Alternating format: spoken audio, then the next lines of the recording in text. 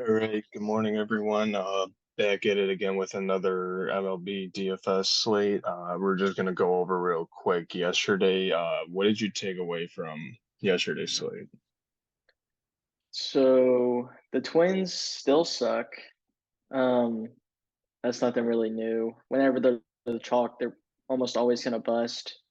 Correa and Buxton were both over 30% owned, combined for 3 fantasy points. Solano was like 20%, 0 fantasy points.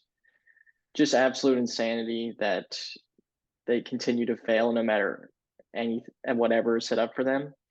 Um, Texas was fine as a mini. We had Grossman who went out. Simeon continues to drop like 20 a game. And then DeGrom got the 60, which was nice, but half the field had him. So it wasn't like you were gaining anything there.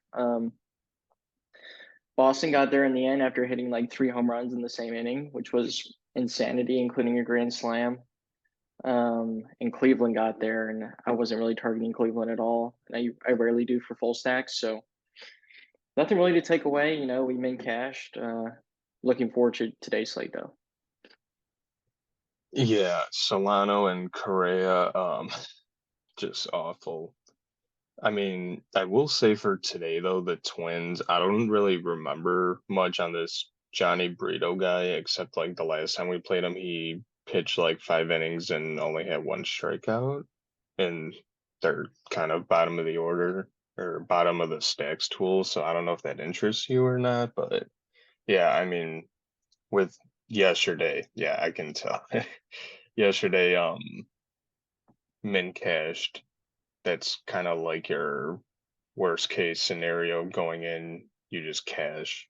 So, all right, let's do pitchers because there's maybe like three people out of this whole slate to consider. So I'm just gonna do this. So it goes Strider, Sonny Gray, Jordan Montgomery, Bassett, really like these guys over here. No one's really going to be playing. I mean, Bassett's gaining a little ownership, but I don't know. Um, you know, Spencer Strider projected for 46% ownership is absolutely nuts. Is there anyone that stands out to you right now that isn't getting much ownership? I mean, Gray's fine. Obviously second in top pitcher percentage. Playing the Yankees, Gausman just striked him out 11 times yesterday. Gray's a fine play. I would prefer Strider. Miami's looked pretty poor to start the season. Um, so Strider for $600 more, I'd rather prioritize. Montgomery is like a meh play against San Fran. Don't like Bassett here at 15% ownership. If he dropped, maybe, but he's a little over owned for me. Don't like Lynn. Not really on Cobb. Suarez at 5,800 is just an insane price tag because he's usually an AK guy, maybe mid sevens, but he has obviously looked atrocious to start the year. I mean, let's pull up the game log real quick. I was just looking at it, but he gave up 8 hits and then 10 hits in his first two starts, and then he walked six in his third start against the Yankees. So I mean, he's fighting for his spot in the rotation right now. If he does another poor outing, he's going to get yanked. So it might be worth a tournament shot if you're playing multiple lineups just to throw Suarez in there, and then you have all the cash for any bat you could ever imagine. But uh, that's probably not a single entry type pitcher. No, exactly. I feel like your main priority is Strider. The only reason why I kind of like Bassett is just because he's playing the White Sox and they can't win a game or hit a ball to save their life at the moment. But I wouldn't prioritize him. He's 16% projected right now, whatever. Sonny Gray against the Yankees, it's kind of a tough matchup, but then again, Kevin Gausman had 11 Ks against the Yankees yesterday, so I guess if you want to be a little different, you can go Gray. And like you said with Suarez, he's playing against Oakland. the cheapest pitcher on the slate, and he's projected for 4%. So I mean, I guess if you're like you said, if you're playing multiple lineups, you want to throw Suarez and you want to get all the power bats and literally anything you want, take that shot. But I feel like Strider is kind of priority considering he's going to be almost 50 freaking percent. You can't really like you could be different, but you're taking a huge risk. Like if there was ownership going to like Gray and Montgomery, and it was kind of somewhat evening out. You can take shots at someone else, but at 46%, I mean, kind of a no doubter. You kind of have to go there this slate. Yeah, he could bury you pretty quickly. His K prop's probably sitting around 9 if I had to guess. Next closest is probably 6.5. I can look into that real quick, but do you want to start with stacks? 8.5.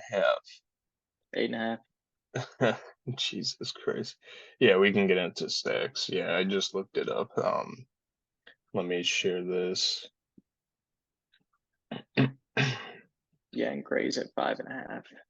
So these are the top stacks at the moment. You know, you got the Angels, Arizona, Kansas City, Toronto, Atlanta. It's weird with Atlanta being middle of the pack, but it's just there's better matchups up here. But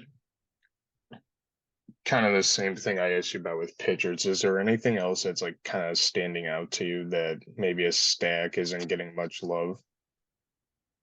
So I went through and ranked my stacks a couple minutes ago, and it's pretty much the same, just a little bit of a different order as these percentages here.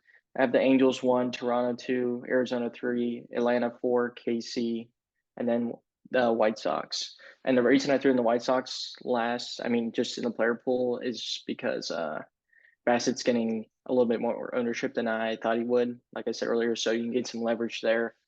And he gives up some power typically. And we know they got some power at least in the top of the order with Robert and Jimenez and Jake Berger if he starts. I think Burgers should start today. I mean, you know, it's early. They haven't posted anything.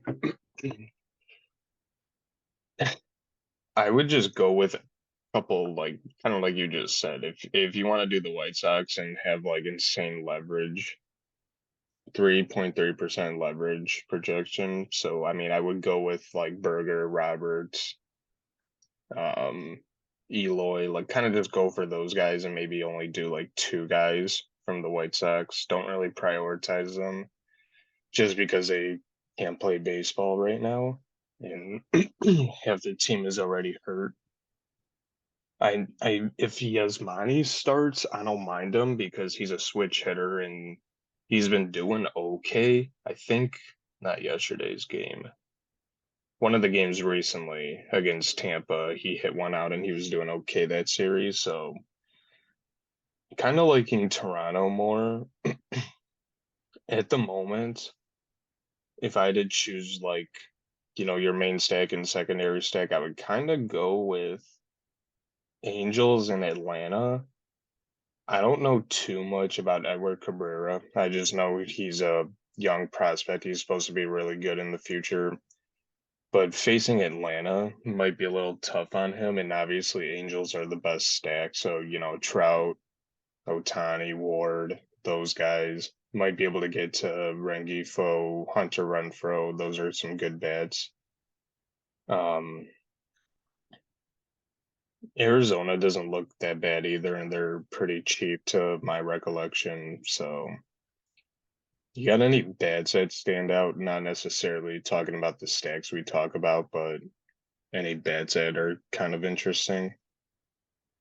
Yeah, if you want to go to that Toronto stack, which they're projecting pretty well, they're actually kind of not mispriced, but fairly priced on Fanduel today. So Bichette's 36. Um, Chapman's the one that's a little bit expensive for me at 43, but Varsho's 2,900. Um, Vladdy's 3,900. Like they just have some fair price tags, and against Lance Lynn, he's at least going to give one nuke up, maybe two. Um, He's a give or take boom bust guy. He's going to get you 7Ks, but he's also going to give up 6 hits. So I like Toronto here. Springer's 3,100. He's been really bad like last week or so, but that's really cheap for him. Um, so Toronto, pricing wise, looks good. Arizona, like you said, they're pretty cheap here. If you go to an optimizer, they're spitting out like crazy. Corbin Carroll, 3,200. Walker, 2,800. Kettle Marte, 3K. Rojas, 3,100. They're going to be chalkier throughout the day as people start to go to the optimizer and stuff.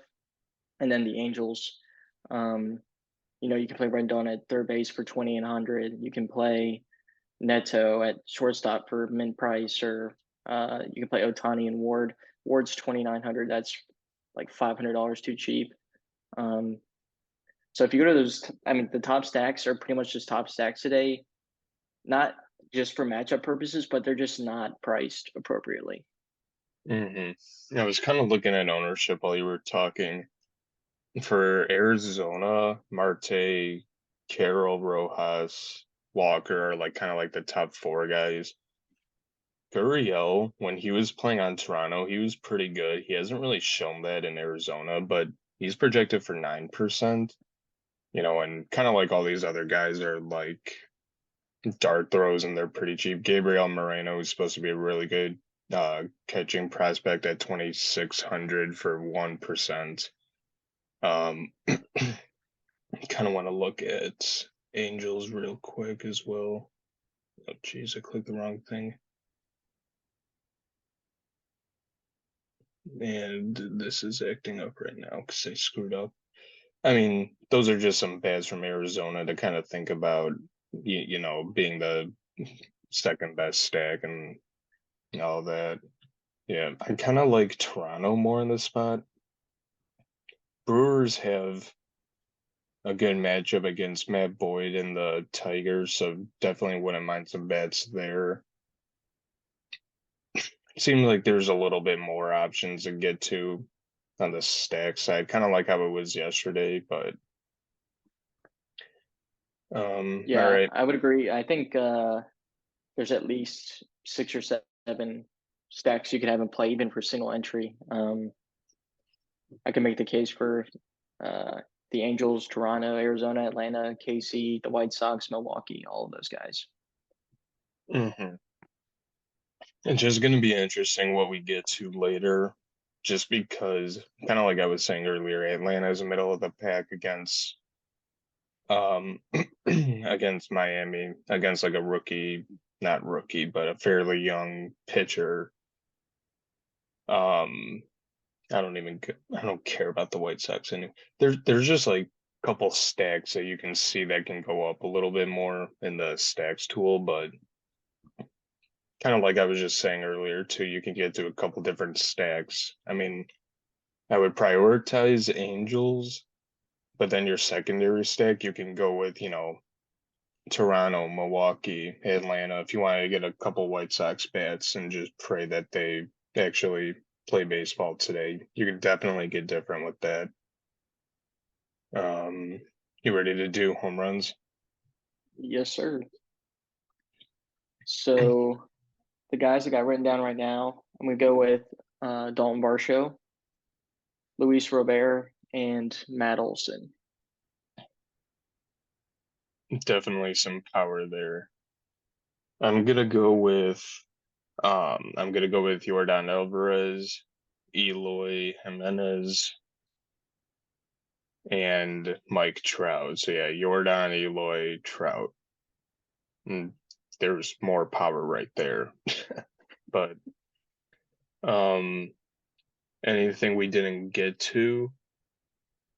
No, I think we covered everything. Just make sure to check out our lineup on Twitter. Feel free to tail it. We're aiming for our last 12 slates. It's pretty good for tourneys. And make sure to check out Stochastics tools in our description and like and subscribe if you haven't already.